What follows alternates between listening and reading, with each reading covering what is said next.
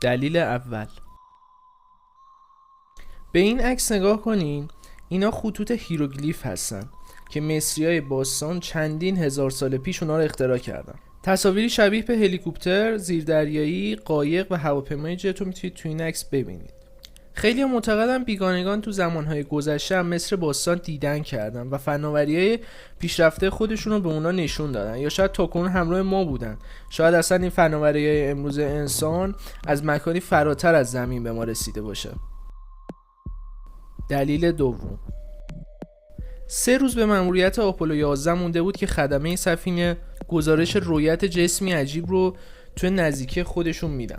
اونا اول فکر میکنن این جسم قسمتی از موشک جدا شده SIVB هستش، اما از زمین خبر میرسه که موشک مذکور بیش از 1000 کیلومتر از اونا فاصله داره. خدمه این سفینه آموزش‌های زیادی دیده بودن و امکان خطای اونا خیلی کم بود. هیچ توضیح رسمی درباره اون چیزی که فضانوردان آپولو 11 دیده بودن داده نشده. حتی فضانورد معروف باز آلدرین هم اون جسم رو دیده بود. دلیل سوم، تو رویداد بزرگ در سال 1996 دانشمندان اعلام کردند که به یه سری شواهدی از وجود نوعی فسیل میکروبی تو شهاب سنگی که از مریخ به زمین اومده بود رسیدن. حتی پای بیل کلینتون رئیس جمهور قدیم آمریکا هم به این موضوع باز شد. دنیا منتظر شنیدن این خبر بود که ما در این کیهان تنها نیستیم. تجزیه و تحلیل های بعدی روی شهاب سنگ آلن هیلز، اگه درست گفته باشم، بحثای دیگه رو به وجود آورد. کارشناسان زیادی بر این عقیده بودن که ممکنه این آثار توسط فرآیندهای غیر زنده به وجود اومده باشه. دانشمندان تا الان نتونستن منبع این آثار رو کشف کنن. دلیل چهارم، تو سال 2011 دانشمند ناسا آقای ریچارد هاور در مقاله‌ای ادعا کرد که شواهدی از وجود سیانوباکتری ها تو شهاب سنگ کربنی که از خارج از منظومه شمسی به زمین اومده پیدا کرده. تو بررسی هاور از شهاب سنگ زیر میکروسکوپ الکترونی رشته ساختارهایی رو مشاهده کرد که شبیه جلبکی تک‌سلولی به نظر می رسید. این یافته تو جامعه علمی با واکنش‌های مختلفی روبرو شد.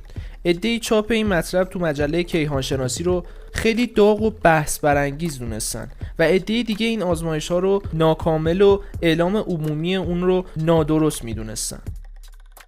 دلیل پنجم، با گسترش ارتباطات گزارش‌های برخورد نزدیک با موجودات ناشناخته بیشتر از پیش شده و هر روز داستان‌های جدیدی گفته میشه. آیا میشه چیزی که هزاران نفر دیدن و نادیده گرفت؟ بعضی از این گزارش‌ها از منابعی که نمیشه بی‌اعتنا از کنار اونها رد شد. خلبانان زیادی دیدن این اشیا رو به برج مراقبت اطلاع دادن. به عنوان مثال یه خلبان کهنه‌کار انگلیسی و کمکش جسمی دلتا مانند رو میبینن که از سمت راست به هواپیمای اونا نزدیک میشه. خلبان با مهارت زیاد موفق میشه از برخورد جلوگیری کنه و پس از اون جسم ناشناخته از نظر ناپدید میشه. ویدیویی از مکالمات خلبان و برج مراقبت رو لینکش رو توی دیسکریپشن گذاشتم که میتونید برید ببینید. دلیل ششم، تو 24 فوریه 1942 میلادی صدها گزارش از مشاهده وسیله پرنده ناشناخته یا همون یوفو به پایگاه هوایی لس آنجلس داده شد.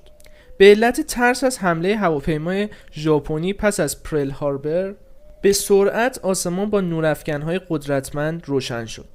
شی ناشناس مشاهده شد و حتی چندین بار مورد اصابت گلوله‌های ضد هوایی قرار گرفت، اما هیچ آسیبی به اون نرسید و ناپدید شد. جالب نیست؟ دلیل هفتم، تو سال 2002 میلادی دانشمندان روسی میکروبی رو کشف کردن که میتونه تابش حجم زیادی از رادیواکتیو رو تحمل کنه. وجود چنین ارگانیسمی روی زمین اصلا عجیبه. سطح زمین به مواد رادیواکتیو آلوده نیست و برای تکامل چنین ارگانیسمی با این قدرت مقاومت زمان بیشتری از عمر زمین نیازه. بنابراین ممکنه منشأ این میکروب از فراز مرزهای کره آبی باشه.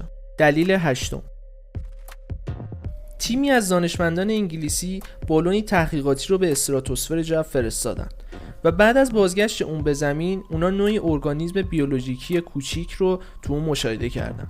دانشمندان عقیده دارن احتمال داره این نمونه‌های تصادفی از میکروب از فضا به لایه‌های بالایی جو زمین رسیده باشه. و میرسیم به آخرین دلیل و جذابترینشون، میکروتراشه ناپل اون. دانشمندان زمانی که یه جسم خارجی با اندازه کمی بزرگتر از دونه برنج تو بقایای اسکلت حکمران مقتدر فرانسه ناپل اون بوناپارت پیدا کردن شوکه شده بودن. این مسئله با داستانی که خود بوناپارت تعریف کرده بود مرتبط به نظر میرسه. تو سال 1794 اون برای چند روز ناپدید میشه.